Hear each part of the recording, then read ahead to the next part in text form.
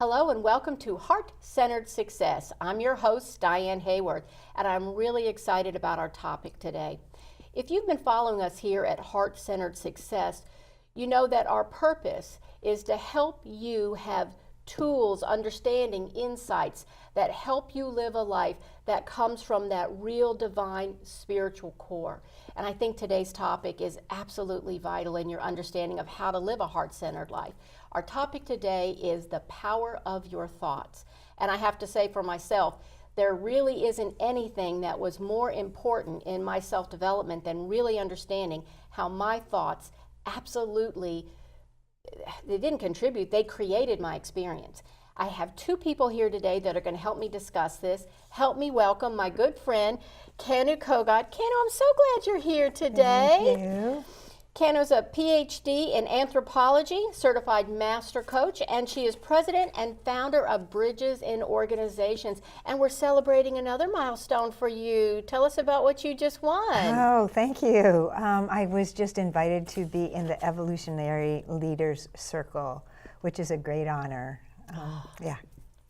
Congratulations. Thank That is you. a great honor. We really appreciate you being here today. Thank you. And help me welcome our first time guest, Robin Povich. Hi, Robin. Hi. Thanks for being here. Thank you for inviting me. Robin's another one that it takes me 2 cards to figure out how to introduce her. She's a life coach. She does yoga and meditation training. One of the reasons that I really wanted Robin here today, actually I stalked you, by the way, on Facebook and on the internet. One of the things that I find really fascinating about thought, working with your thoughts, is having specific tools that help you. She's a facilitator for The Work by Byron Katie, and that's something that I have used, that I've used with my clients. I find it really helpful, and I'm really looking forward to us discussing that with you today. Thank you for being here. Thank you. And I hope one day you'll come back, but we'll see how this hour goes. Okay. So let's talk about this. I think that before we get into tools and techniques, I think it's kind of helps people to understand what led us to this. So Kanu, tell us, when is the first time that you really made that connection that your thoughts were powerful? That's such a great question. Thank you, thought so. Diane.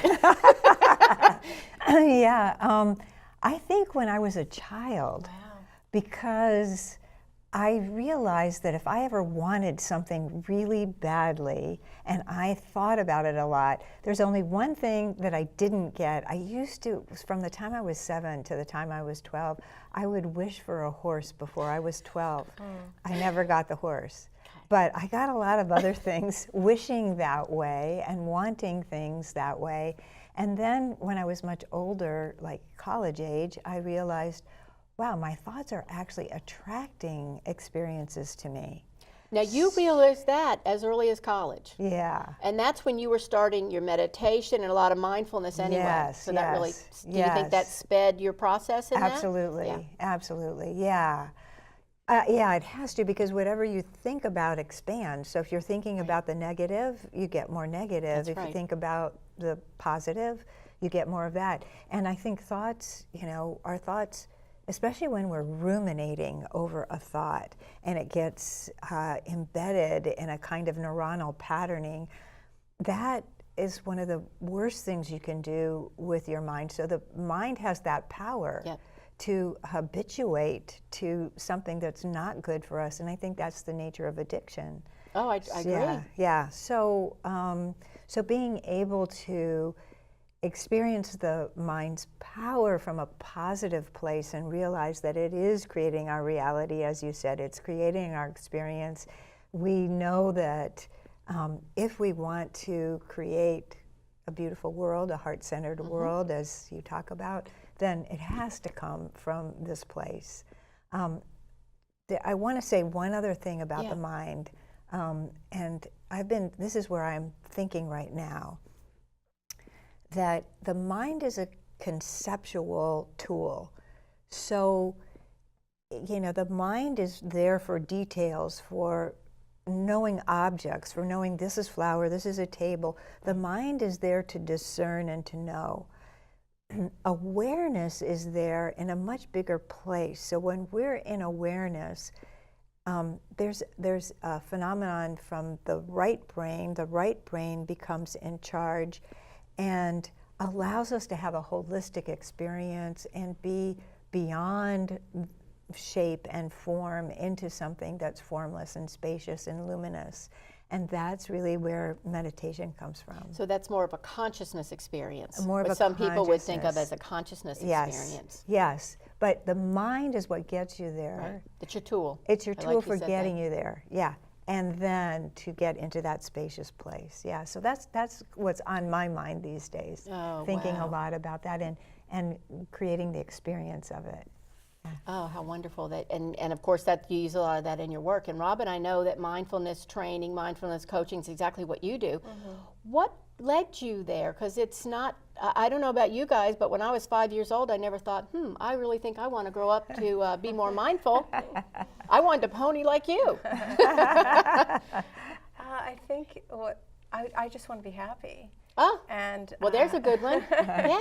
Yeah, I think I grew up overseas in a different culture my entire life, and then I came to the United States, and I had a huge identity crisis. I couldn't relate to where I was. I look this way, but I didn't identify as typical American, and so I had this crisis going on with me, and which led me to questioning who am I, and eventually seeking some therapy for it, just because I really did feel lost. It happens to a lot of people when they travel to different countries, especially if you're American and you live your whole life overseas. But I noticed that my thoughts were really powerful in my moods. You know, if I would wake up and I would have a negative thought, it would impact the day. And if I woke up from having a nice dream or something, then my day was a little bit better. And I've always just, as you said, as a little girl, I was a little girl and I was always fascinated with my brain and the thoughts that would come and go, and listening to what people would say and why they said certain things. I was very curious. And I was thinking about, as you were talking, what's the first time you noticed how powerful your thoughts were? And when you said little girl, I related to that. Yes, I remembered I might have been 5 or 6. And my brother did this trick where he said he was going to crack, he said, close your eyes, and he was going to crack an egg on my head. And I believed him, because he was my brother, and brothers can be mean sometimes. And apparently what he did was he took his hand and he just went like this. And then he made the little wrinkles, down the hair, and I was certain, and I was crying that he had cracked it. But my thoughts were so powerful that I believed that there was a broken egg on my head. And I still remember that moment, and I think that was one of the moments where I paused and realized that what I'm believing isn't true. And from that moment on, as a young girl, I started questioning my thoughts, like, is that true? Before I even came to the work of Byron Katie, which is an inquiry process we can talk about in a bit. But so those were, pivotal moments in my life where I can look back and go, somebody said something or did something which triggered me into being way more curious about what am I believing and why am I believing that? And mostly it comes from direction I was receiving from adults. People tell you, your name is Robin. And I actually didn't believe them. So I always had a different name. All of my report cards have different names on them, because I wasn't identifying with, and then they tell you have to believe me. Right? Your name is Robin, and you're this age, and you're supposed to do this thing, and girls don't do this, and boys don't. And I was always just born into this body of saying, really? Is that true? So you really were in that spirit place. You were identifying with the spirit much more than the physical. Yeah. Isn't that fascinating? Something you said I think is really interesting, and that is that I love that you shared that about the egg and your brother, and I hope my brother's watching this, because I remember some things as well. But that's why placebos work. That's why placebos work. What is it, 33% of the time in trials?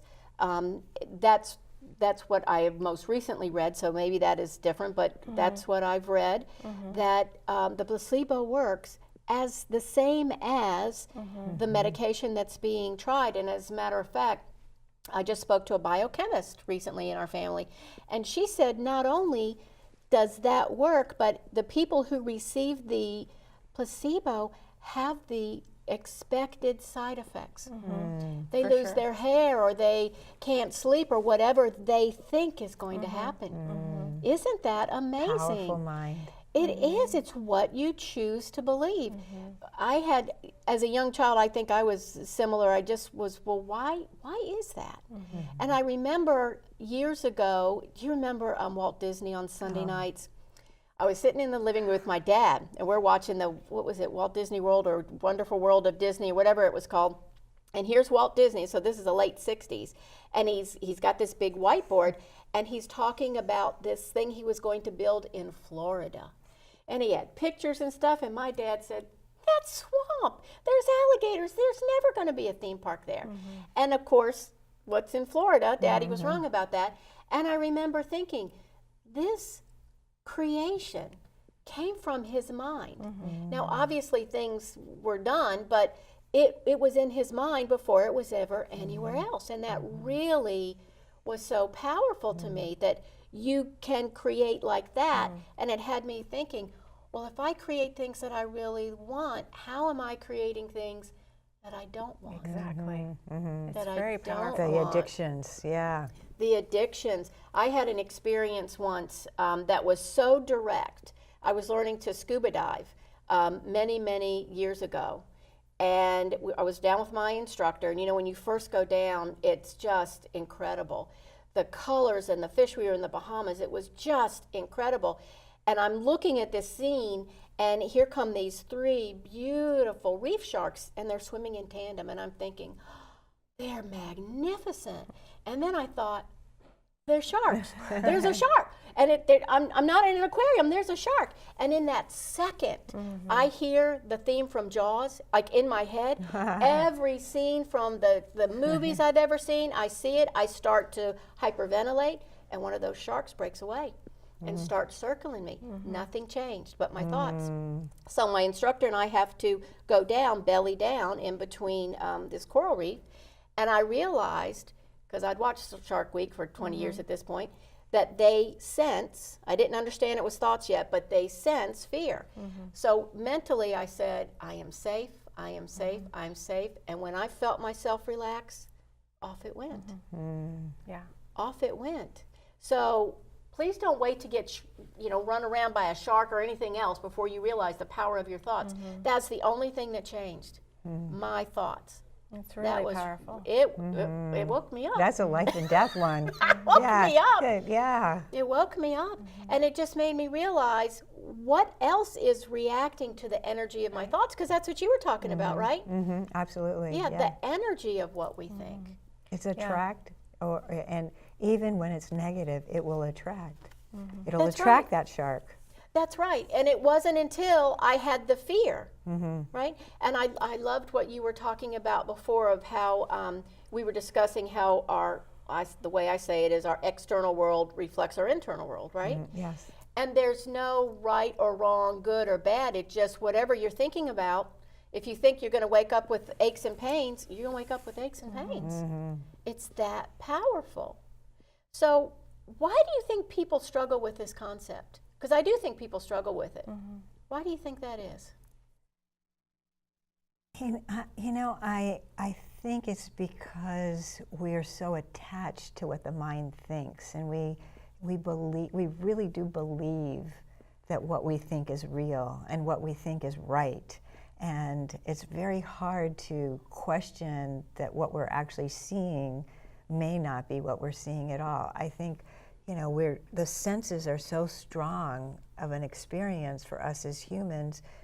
They save our lives or whatever, Right. but that also fools us into a kind of mindlessness. I think about like driving for long periods of time, listening to something on the radio and not even realizing I'm driving at all. There's an automatic part of the mind that's doing something that's very important, like driving, and I'm in a whole nother dimension. It's not where I am right now. So I think it's really hard for us to question. When you were talking before about creating that experience, I've been reading a lot about artificial intelligence lately, AI, and how these people with really smart minds who are creating the algorithms are not aware of the biases that they're putting into the algorithms. Because it's so ingrained. Because it's so ingrained. So there's gender bias, there's racial bias, that is just, it comes out in an algorithm because these great minds like Walt Disney's are creating these algorithms that are driving our lives now. And there are ingrained biases that we should look at and realize, you know, not everything that's getting created now may be for the better. Like, you know, that was it a Chinese guy that just cloned the twins? Yeah, yeah. I mean, you know, that he could do it is one thing, but is it really what we want? And where's the heart in that? Yeah. Yeah, where's the heart in that? So that's really interesting. People are very attached to this external world, and they might be missing the connection to their thoughts to creating it. Yes. So why do you think people struggle with this concept sometimes, Robin? Because you deal with this all the time. The first word that comes to me that I don't usually like to say out loud is ego. You know, a lot of times people hear the word ego and they're like, ugh. And it's, for me, it's what I experience with my clients is a lot, and even myself, is an attachment to an identity. I'm the person who blank, right? And so when you're faced with an opportunity to question that thought or let go of it, you're going to be letting go of part of your personality or identity, and that can be really scary. Oh, that's a great point. Right? So having the tools and techniques to be gentle with yourself and compassionate as you're questioning the thought. You know, have you ever been in an argument with your husband or your best friend or someone, and there's a moment, I've had this, where I know I'm wrong and I keep fighting. Yeah. And it's like, wait a minute. So one of the quotes I love that Byron Katie, I don't know if this is exactly how she says it, basically, would you rather be happy or right? And so that's been really powerful for me, is like thinking in those moments, there's a little time, not everyone recognizes when they're wrong, right? So that's what you're asking is, you know, what stops us from being able to question the thought or let go of it? But there is that moment, I think, where sometimes we teeter, and you see it in movies all the time, where the guy starts to see, oh, I'm not really right, and maybe I should change my perspective here. I think that ego gets in the way, identity, the attachment to wanting to be a stronger person and not want to admit that you're wrong. And then the other thing that came up for me as you were talking was that story about walking in the forest and you see the stick and you think it's a snake until you see it's actually a stick. You know, but the minute you see it's a stick, you can't see it again as a snake. So the minute I cross the bridge to understanding something that I'm so certain is true, until I cross over there and question the thought, that's how I'm going to walk in the world. And I had a thought that is no longer true for me, but for many years, when I was about 13, I heard a woman say, and pardon me for the gentleman hearing this, all men are jerks. She was going through a divorce and she said that and she told it to me. And I remember thinking about it and taking it on and looking around for men to be jerks. And, you know, I questioned it years later, and I don't think I walked around with that attitude, but years later when I questioned it, I was able to look at men individually as that person maybe is not so nice, but that person is, but not wanting to question it because of a fear that if I let myself be vulnerable, I'll get hurt like that lady. And so there's that other piece of not wanting to get hurt. So I'm really enjoying what you're saying. That's especially the ego part. The fear part, I think, is really important. The wanting to be right. As we film this, we're in the shadow of Washington, D.C. There's a lot of people who like to be right over there. And it's really amazing to me. There can be something so simple like, here's a bouquet of flowers. And there could be 3 days worth of discussion how that is not even anywhere near that, because people want to be right. I'm wondering what you think about this. I was thinking about this on the way in today. Do you think possibly sometimes people struggle with this because they are afraid or don't understand the sense of responsibility that they then accept? Because that's what happens when you see that stick isn't a snake, right? You have accepted the responsibility that yeah, you can change your life. You can create a different life. Do you think that is scary for people sometimes? Yes. Yeah, it was for me. Yes. Because I remember thinking, oh, I screwed up this and this and this. Yes. That was the first thing. Beat Yes. myself up for at least a year Yes. Yeah. Yes. Yeah. to get by that. It gets to what you were talking about with identity and ego, because we're attached to that identity, to that ego. That feels good, It's familiar. It's familiar, Yeah. it's comfortable, it's what I know, and we tend to, going back to the idea of conceptual awareness in the mind, being aware of the mind and the concepts and the forms and shapes, or being aware of awareness.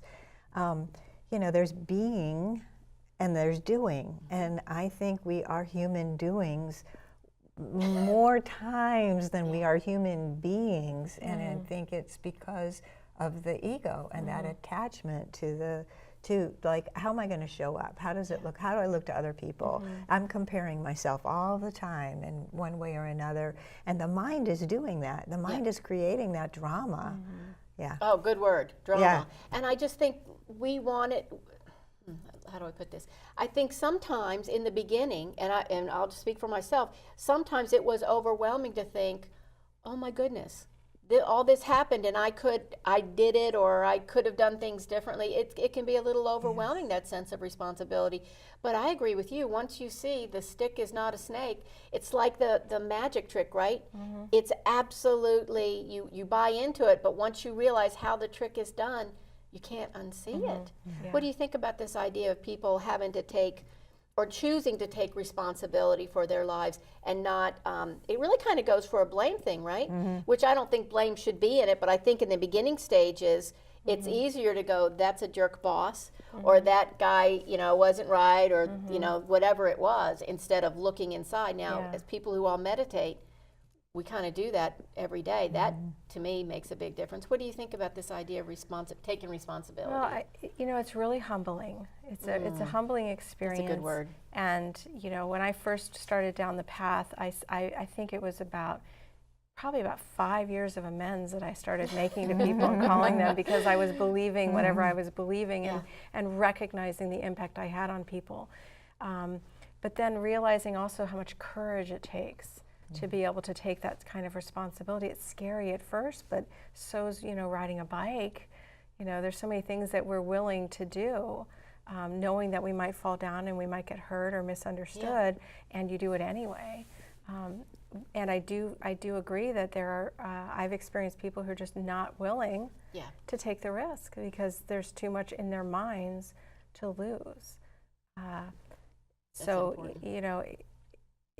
there's just so many images that come up into my mind of who I was, 30 years ago and who I am today. And had I not been willing to be wrong or to question a thought, question authority, question shoulds. Shoulds were big for me. I lived in the world of shoulds. And I had the thought, mothers should do this, daughters should, husbands should, I should. And so because of all those shoulds, I didn't have a voice. Yeah, Should-town is not a happy place. Yeah, don't should on me. Is not a happy shoulds place. and don'ts, guilt. So, I love what you said about being courageous. It does take courage, I think, to step up and say, wait a minute, if these things aren't working, what can I do? That's what happened with me. It was like I read books, I watched Oprah, I prayed, I did everything, and realized everything was going to change starting here. But what a tremendous freedom. That's why you want to think about changing your thoughts. The freedom that comes from that, I think, is fantastic. What I want to ask you now is, so we've talked about some of the things that can happen. Why you would want to change is because you will literally change your life, literally, and your experience of life. It doesn't mean that if you have a horrific disease that disease necessarily will go away, but your experience of the disease will go away. Your experience in relationships, your experience with yourself. So how can people first become aware of their thoughts? I think that's a question people would ask. Hannah, what would you say if somebody comes to you and says, I just don't know where to start? I actually had this experience last evening. Oh. because my nephew, I hope I'm not giving anything away for him. However, he's been going through a very difficult time and kind of, trying to figure things out and, having a lot of anxiety about what the future is holding because he's had some challenges. And he's been going to a therapist who wants him to talk, right? He just wants him to talk. And I said, well, let's take a little different tact here. And, talking about it is not necessarily going to help. So we went into question thinking. And there's this great tool. I know we were going to talk a little bit about tools. This, I think, is a good place for for talk about it. Okay, good. So this is really doing question thinking and moving into that place of that mood, that emotion of curiosity, and going, let's get curious about these thoughts and what they're doing by changing every thought into a question. And I have a particular way of wanting to ask the questions, and it starts with what or in what ways. Because if you start a question with why, there's always going to be a because, and you're justifying. It's an opinion. If you start a question with how, then it's problem solving. So you're already into how will I do this before I really understand what this is. Like, have I changed my thinking about the framing and the context for what it is that I'm looking at? And if I'm already into how, I'm already problem solving without looking at maybe a bigger picture. And so we did this question storming together, and it was really cool. We just he got into the chair and put his feet, and we just grounded, and then, took some deep breaths and opened the chest and made his, got soft eyes. Because when your eyes are really focused, or when they're closed, it's easier. But when your eyes are in the peripheral vision, it changes your whole brain. It actually does shift perception. So we did that. And then I took notes, and I was letting him just freely do his questions with what and in what ways. And at one point, it was really funny. He was like really deep and really going into all the questions that he had on everything. I said, this is just for you, focused on you, right? And so he was going there, and then all of a sudden he goes, who shot JFK? Let us know what you came up with. Yeah. I was like, I had to laugh in the middle of it, because the mind is just, that's exactly what the mind does, It's like a pinball. Okay, it's just like association. Okay, who killed JFK, right? And then we went back to it. But it was a really good, exercise, I think, in moving away from the rumination, the evaluation, the interpretation, the attachment, all the ways that we have a aversion or attraction to something, or pain and pleasure in something. We're judging our experiences all the time. So, okay, let me just open up to generative thinking, and what would that look like? And so I think that's a really helpful tool. And it, of course, that's exactly what you do with your work. One of the things I love about the inquiry method is when you're in that, you're going down that rabbit hole, right? I tell my clients, you are creating specific biochemical signatures. Then the brain just keeps going the same place. You have to do a pattern interrupt, which is exactly what you do. Tell us about your work, because that is a fantastic inquiry system. Yeah, so I am facilitating the work of Byron Katie, which is a way to identify and question your stressful thoughts. Now, how do you do that, right? So the first thing really is to pause and check in with yourself. If you're feeling stressed, you're obviously having a stressful thought, and a lot of times people don't even realize. I think most of the time. Yeah, they're just that's just their default, right? So really just pausing and asking yourself, what am I believing in this moment? So like with your nephew or whomever, in that moment that you're upset, what is it you are believing? And it might be, I had a thought about my mother for many years that I ended up questioning, which was I was believing my mother's an alcoholic, and I had the belief that she shouldn't drink. And I carried that belief with me, which most people would probably agree with, by the way. So I'd have all kinds of people cheering on my belief with me. No, she shouldn't drink.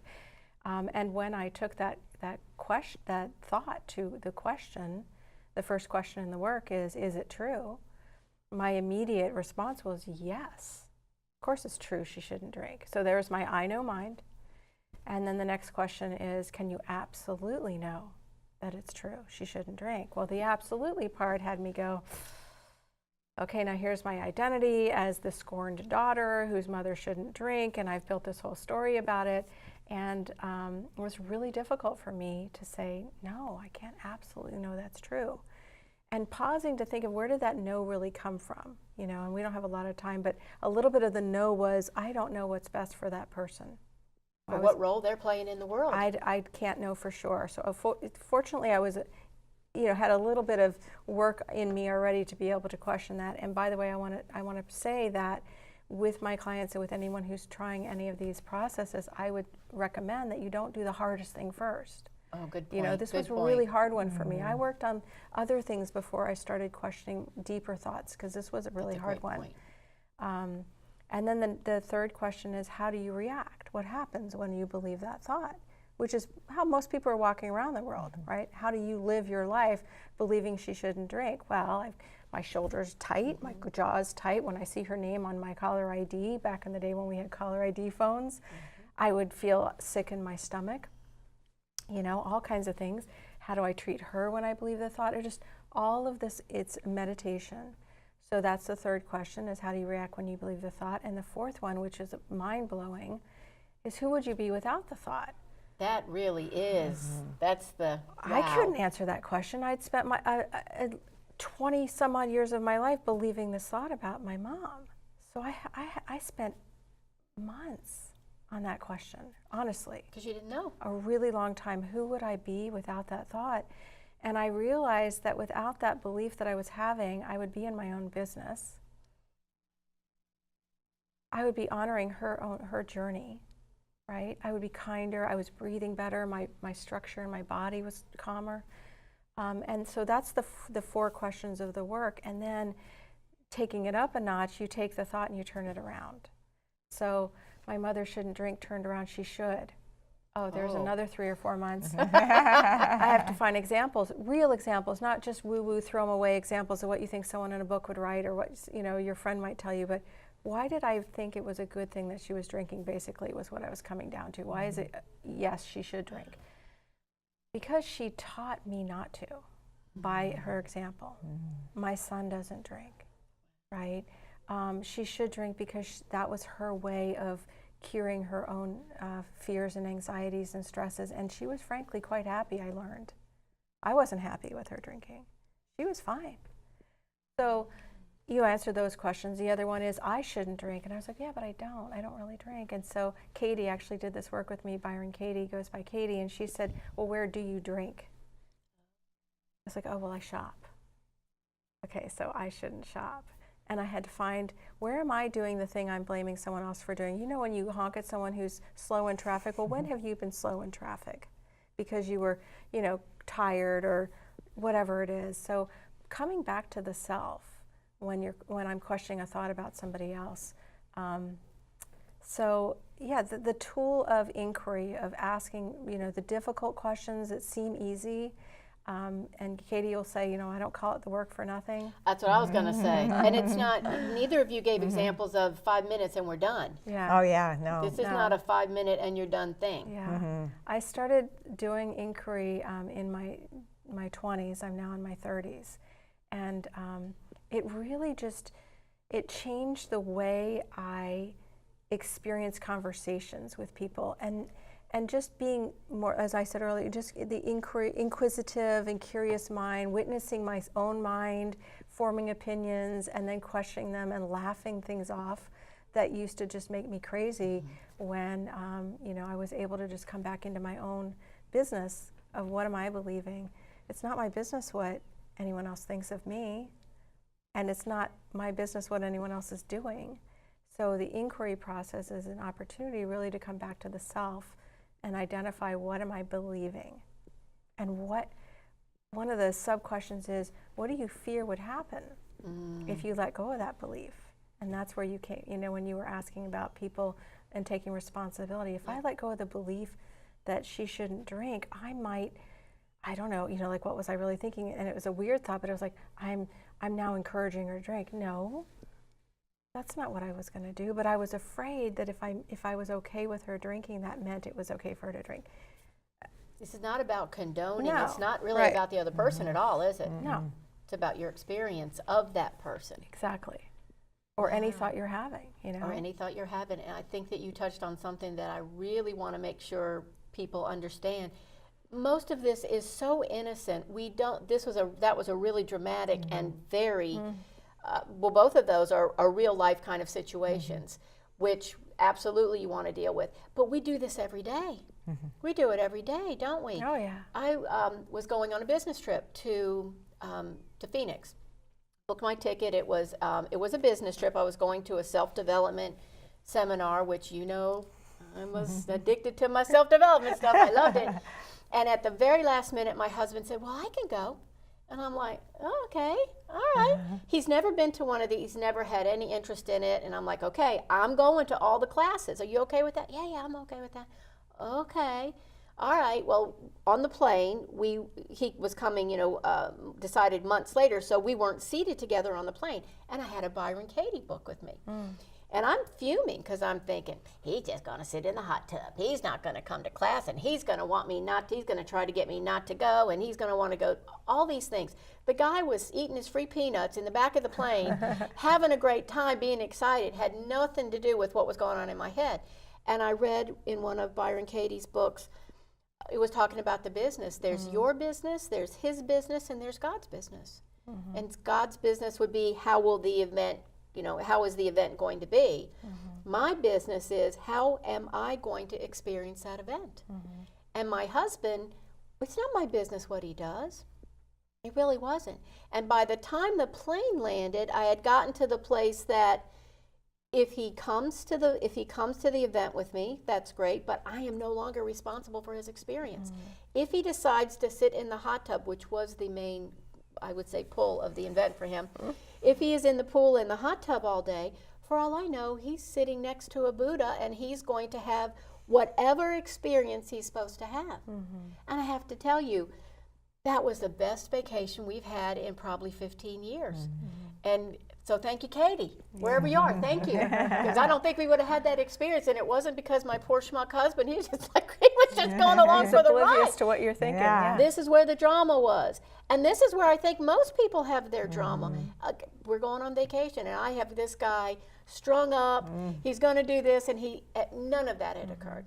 That's where I think most of this happens. Well, and when you're in someone else's business, who's taking care of you? Well, obviously, I was sure that my ego was in such control, right? But that's exactly right. I was in charge of my experience of that seminar or workshop, not his. That's where I think most of us kind of get caught up in these everyday little, she should have done that. I can't believe they did that. Why? That's just that we don't need to be there. So my question is, if somebody realizes something's not working in their life, they understand there could be repetitive thoughts that certainly are enhancing their experience. What are some tools that will help them? We talked about the work, we talked about inquiry. I'm thinking for myself, I have a really quick mind that I come up with 6 questions at any one time. Meditation is what helped slow my thinking down so I could even identify those thoughts. Has that been your experience? Absolutely, absolutely. And a story was coming to me as you were talking about it. My poor husband. Yeah, he always shows up at least once in these tapings. Well, the story actually is from Scripture, I think, about the power of a mantra, because you have to give the mind something to do. Right. Because the mind is going to do what it does, and why people are so afraid of meditation, because they think, oh, that means I have to control my mind, I have to stop my mind, and it's just impossible. So there's a story of a guy who has 3 wishes from a genie, right? And actually has unlimited wishes from a genie. So he can tell this genie what to do. So, oh, build me a house. The genie builds a house. Okay, I want a beautiful wife. Genie gets the beautiful wife. And gradually he gets like, builds this whole life, and all of a sudden he's like inundated with all this responsibility and all this stuff that he has to do. And the genie is just like, okay, what next? Come on, what next? Let me do, what's going on? What's next? And he just like finally breaks down, and he goes to a wise person, and he says, what can I do? You know, I have this wonderful genie. It'll give me everything that I want, but it's just driving me crazy. I don't know what to do. And he goes, do you have a pole on your porch? And he said, no. He goes, well, tell the genie to build a pole, and then have the genie just climb up and down the porch all day while you just relax. And you can then enjoy and sit back, and the genie's going to be busy, and you can sit back and relax. And that's really, the genie is the mind. And, you know, giving the mind something to do that's like, okay, we're just going to focus on the breath. Okay, then I can go deeper. I can just focus on the breath, and that constant. I think we need mindfulness to take us into meditation. It's the stepping stone into real meditation. We can do mindfulness without meditation, but we can't do meditation without mindfulness. So being able to give that mind something to do so that our awareness can expand, and we can let the mind do what the mind does and just be in the background. Yeah.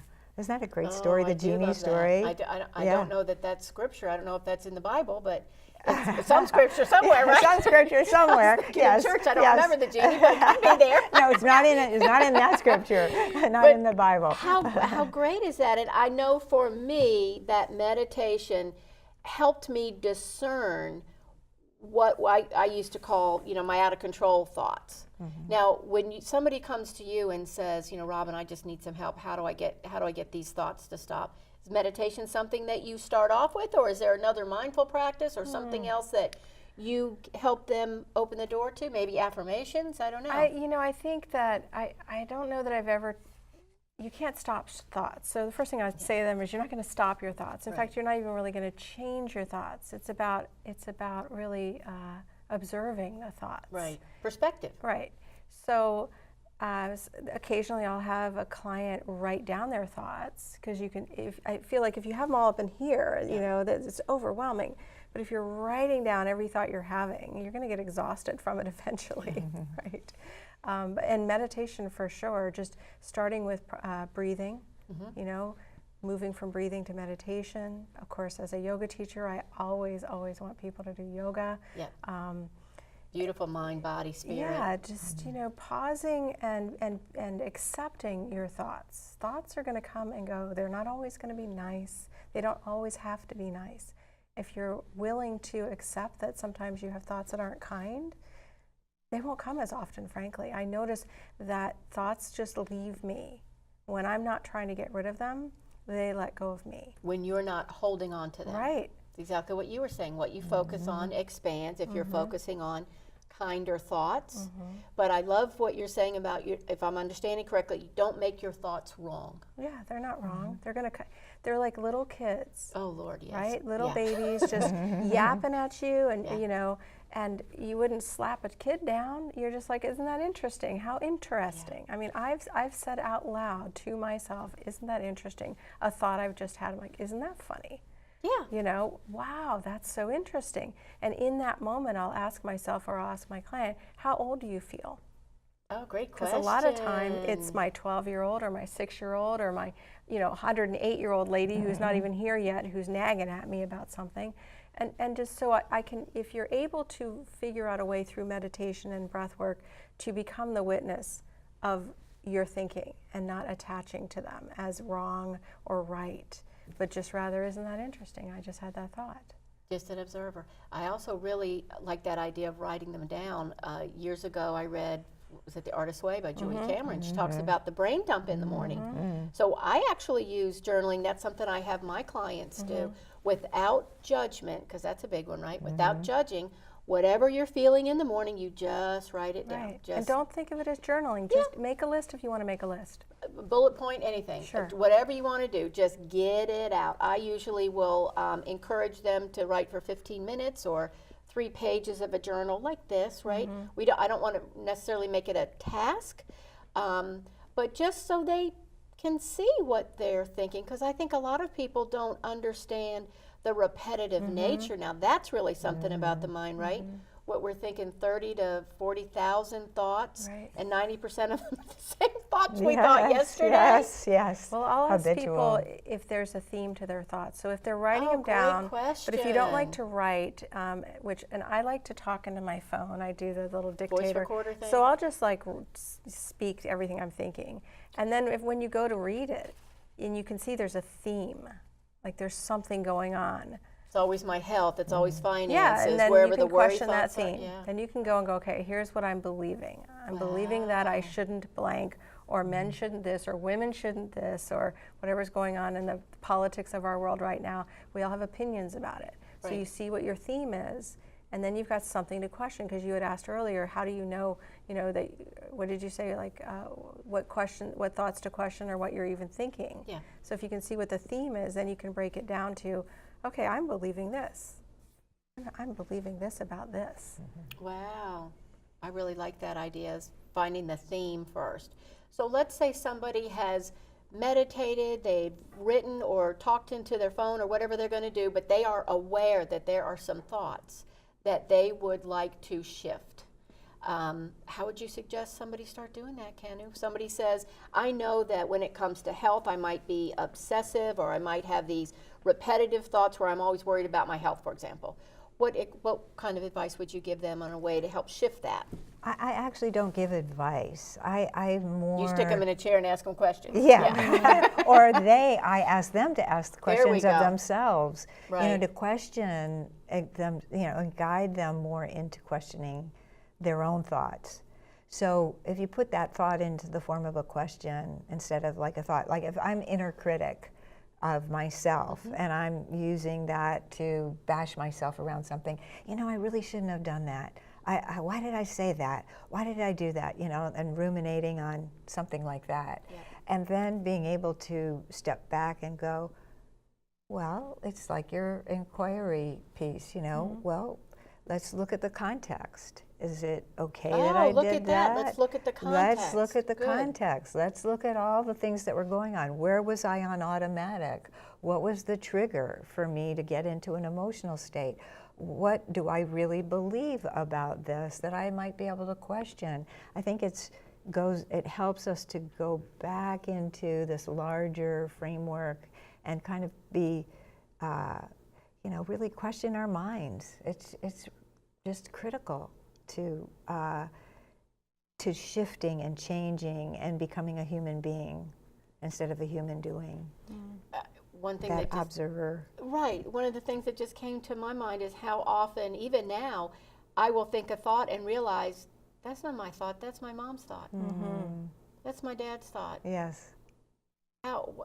It's been decades. Why am I still thinking that thought? And again, that's the great time to say, okay, that's what they thought. Is that really what I think? Yeah. There's a tool that therapists use called voice dialogue. Oh. Yeah, that tool where, okay, let me go into my mother's voice. What would she say about this? Let me go into my father's voice. They're in should count. I can tell you where mine were. Yeah, where you actually use it to Yeah. get closer to the dialogue that doesn't belong to you. Wow. Yeah. Do you use that? I use it, I actually like facilitating those kinds of things, like, or asking a question, well, where did that voice come from? And then, not really having people go into the various voices except for blame. That's a good one. Like, Let's talk about that, because like that is a good victim one. and blame. Like, okay, You did so, that. and then having people to move to different parts of the room. So when I'm in blame and victim, I'm like this. Okay, then when I'm laughing at myself and I'm a comedian and I see the drama, I'm like this. So that's how I usually look at, those voices. And people can do that themselves at home. Oh, I absolutely. mean, you can set up a couple chairs at your kitchen Yeah. table Yeah, and do that. yeah. Oh, I love that. I actually, so just like you're looking for tools, right? Right. So That we're going to share, right? That we're going to share, yes. So I worked with a guy just recently about writer's block that I was having. And so we put pieces of paper into 4 corners So what are you saying? So here's your voice. What is the book saying? What is the divine saying about the book? And what would other people say about the book and your process? And I just moved from different places around the circle and spoke from what the book would say from me. And I totally removed all the blocks that were in the way by doing that. The perspective shift. Because, and I like doing the divine before I thought of other people, because, the divine is looking at this and going, okay, that's your only assignment, Kanu. That's the only thing you got to do is just write, okay? That's it. You don't have to worry about this or that or the other. It's just your assignment, And then it really helped to free up what the comparison piece that I was making. Oh, but is this going to be as good as that? All that. Yeah. So that really helps with, I'm thinking, what I call the ego versus the divine perspective, yes. right? Yes, yes. Yeah, that's a great tool yeah. for that. I myself have my clients come into that heart space, because I know what this says, and all like the 25 guys I got in my head, what they're saying. But what does this say? Yes. And it's so interesting from a physiological perspective, right? When we have a thought that affects feeling, we are angry, we're upset, we're frustrated, we're overwhelmed. That does change our physiology. So I have them actually monitor their body as well. So what would you help people realize if they're starting on this? Any other tips that you could share with us to help people change their recognize thoughts, change their thoughts, be aware, get a different perspective? Yeah, certainly the work. I feel like we've all covered most of it. I think one of the things that's important to share with somebody, especially if they're new to coming to inquiry or questioning their thoughts or meditation or any of it, really is you can take back the way you are. Like if you don't like it, if you don't like what you're learning with me or with a therapist or a coach or anyone else, it's like you just put it over here, your way of being over here, and then try this. And when you leave the room, if you don't like it, you can go back. Be curious. Right? I do a lot of work with my coaching clients. So I do facilitation of the work and coaching, so the different modalities. And with the coaching clients, a lot of times I'll offer saboteur work, where they will identify the sabotaging voice inside of them. And it could be the mom voice or the dad voice. When I first did a sabotage worksheet on myself, my sabotager, my saboteur, I named him Taz, like the Tasmanian devil. Because it's a meditation, you close your eyes, and so that just came to me, which is very strange because I don't even really think I watched that cartoon much, but Tasmanian devil came up because I had a habit, this was in my late 20s, early 30s, I was very fast in doing things, and I would be a little clumsy and break something, or I'd run out of the house and forget something. And so the Tasmanian devil, the saboteur in me was, you're gonna be late, don't do it wrong. There was all this sort of self-talk that was going on. When I identified Taz, and I was able to ask him, in a meditation basically, and it can seem a little weird to people who have never tried this, it seems a little woo-woo or out there, but when you're meditating and there's all these, like you said, 25 voices in your head, I would say, what is it you're trying to help me with? Right. I mean, all the voices or the thoughts we have are trying to help us in some way. Exactly right. So identifying the voice that you're hearing, noticing it's actually trying to protect you from something, and then letting it know, I don't actually need your help anymore. The moment that he or a sabotaging voice comes into your mind, it might have come to you when you were 6 years old because you were on the playground. And now you're, 54 or 22 or 76 or whatever, that voice is still playing in your head, and it's not necessary. So I said, thank you so much for your help. I got this. And eventually he hasn't, I haven't had that experience in many, many, many years. And I could do work now, and maybe there's a different sabotaging voice that comes in.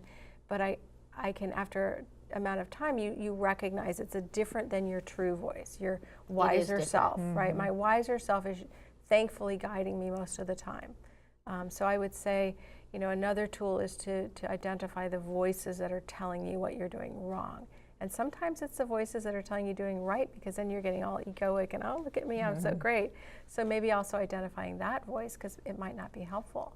Yeah. You know, so. And that is not the weirdest thing anybody who's ever said on this show, by the way. What? talking to your saboteur. Yeah, no, I'm saying for like, people that are watching this, it might be, you know, they're like, what are they talking about? They would have cut us off before now. So the thing that I talk to those different perspectives. I talk to body parts. If there's pains, aches. One of the things that I would also suggest is be curious.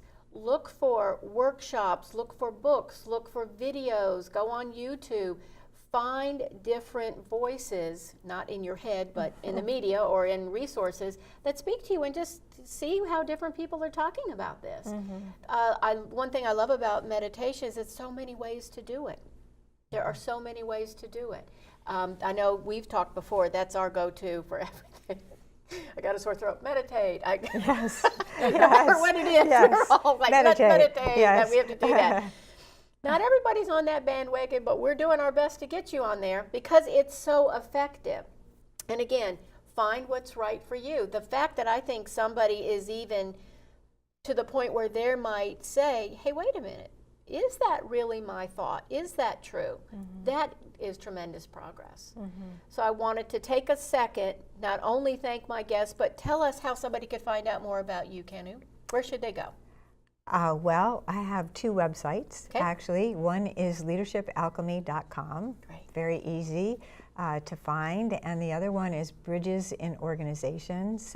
That's my main business name. So Leadership Alchemy is the name of the programs that I do. Bridges-in-orgs.com is, if you write Kanu in front of that, you can email me, and I'd be happy to speak to anybody around leadership development, executive coaching, organizational culture change. Perfect, and we'll have everybody's website in the credits. Robin, how could somebody find out more about you? Well, let's see. You could go to my website, robinpovich.com, and that's Robin with a Y. You can find me in Chantilly and Oakmar Rec Center and the Women's Club teaching yoga. I offer yoga retreats. So mostly just going to my website to find me. I'd love to work with anyone who needs a little support. Oh, perfect. Well, thank you, Kanu. Thank you, Robin. Thank you so much for being here today. And thank you for tuning in, for listening to us discuss the power of your thoughts. I want to thank not only you, but I want to thank our producer, Tremaine Johnson. Nothing happens around here without him. I also want to thank Jason Matz, who was here helping us out today. Thank you.